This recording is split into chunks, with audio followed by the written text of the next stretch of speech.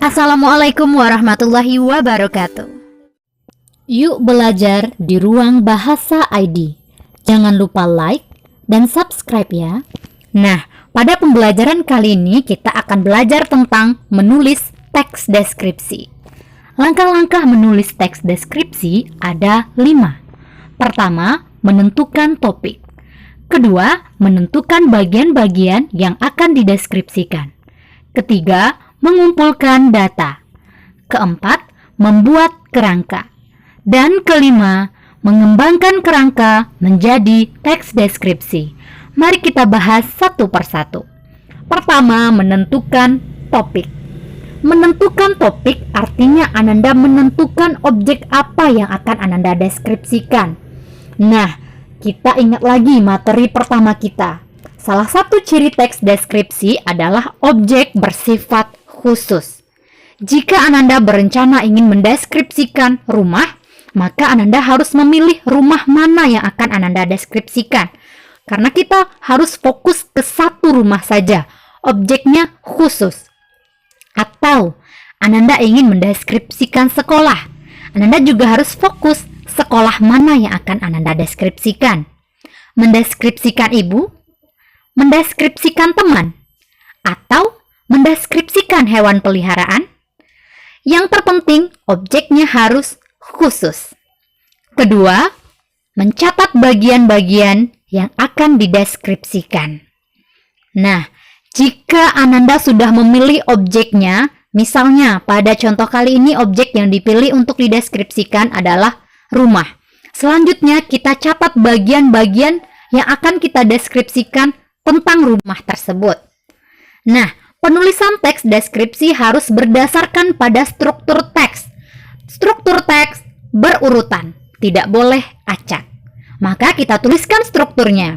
Identifikasi, deskripsi bagian, kesimpulan atau kesan.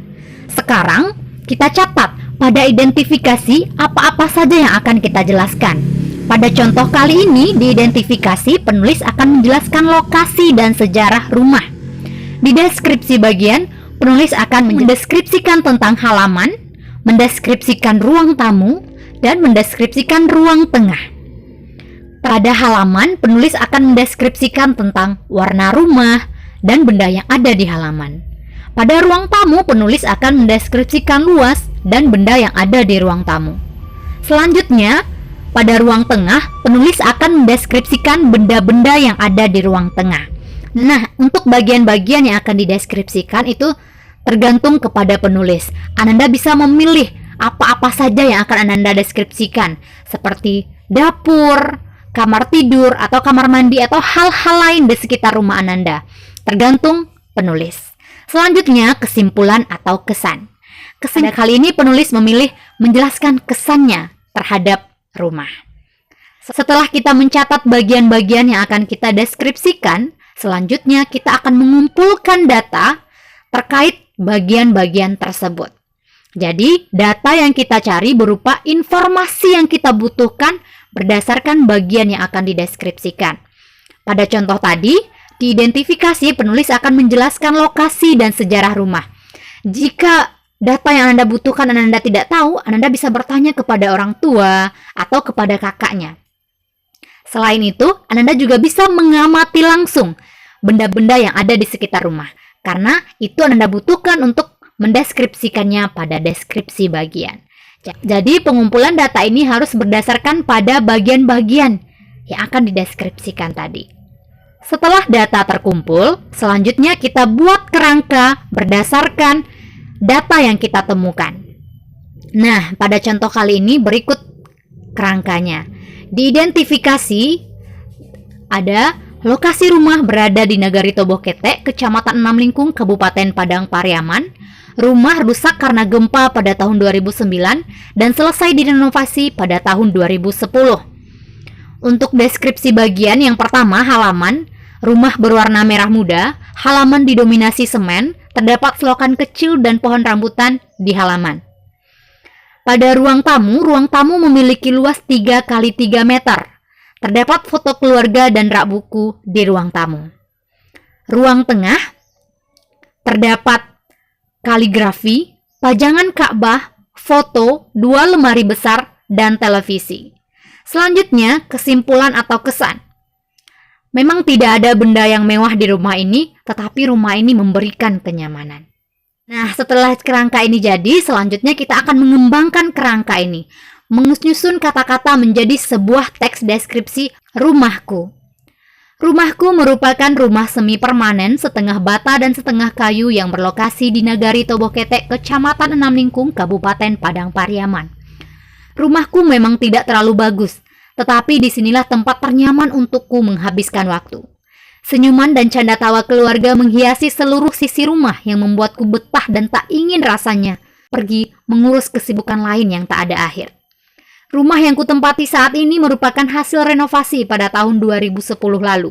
Awalnya, keseluruhan rumahku berbahan dasar bata, tetapi gempa yang terjadi pada tahun 2009 menghancurkan rumah ini. Rumahku berwarna merah muda dan memiliki halaman yang cukup luas.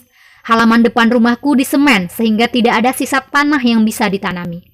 Aku pun mengakalinya dengan menanam bunga di dalam pot. Di bagian kiri halaman terdapat selokan kecil untuk mengaliri air yang jatuh dari atap. Di sebelahnya tumbuh pohon rambutan yang sudah berbuah jika musim tiba. Dari halaman menuju ruang tengah, kita akan melewati teras terlebih dahulu. Lalu, masuk ke ruang tamu yang berukuran 3 x 3 meter. Di ruang tamu terpajang foto keluarga yang mengingatkanku pada momen masa kecil dulu.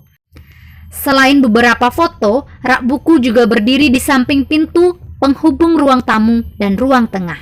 Rak buku seolah ingin menyambut para tamu dan mempersilahkan untuk masuk ke ruang tengah. Ruang tengah inilah yang merupakan ruang keluarga. Di sini tempat kami biasa bersenda gurau memupuk keharmonisan bersaudara. Di ruangan ini terdapat beberapa pajangan seperti gambar Ka'bah yang sengaja kami pajang di arah kiblat, kaligrafi, dan beberapa foto. 2 benda yang tak pernah kami ubah posisinya di ruang tengah adalah 2 lemari besar. Alasannya karena terlalu berat untuk dipindahkan. Nah, seperti rumah pada umumnya, di ruang tengah juga ada televisi. Benda ini sering menjadi sumber perdebatan kami karena rebutan mengganti channel. Walaupun demikian, tetap saja ada yang mengalah. Begitulah gambaran rumahku yang sederhana. Memang tidak ada sesuatu yang mewah, tapi rumah ini selalu menjadi tempat ternyaman bagiku. Selanjutnya, Ananda diminta membuat teks ciptaan Ananda sendiri. Buatlah di buku latihan sebuah teks deskripsi dengan topik rumah Ananda sendiri yang berjumlah 4 paragraf. Fotokan teks tersebut dan kirim di form tugas. Selamat mengerjakan latihan. Terima kasih telah menonton channel Ruang Bahasa. Jangan lupa like, komen, dan subscribe ya. Wassalamualaikum warahmatullahi wabarakatuh.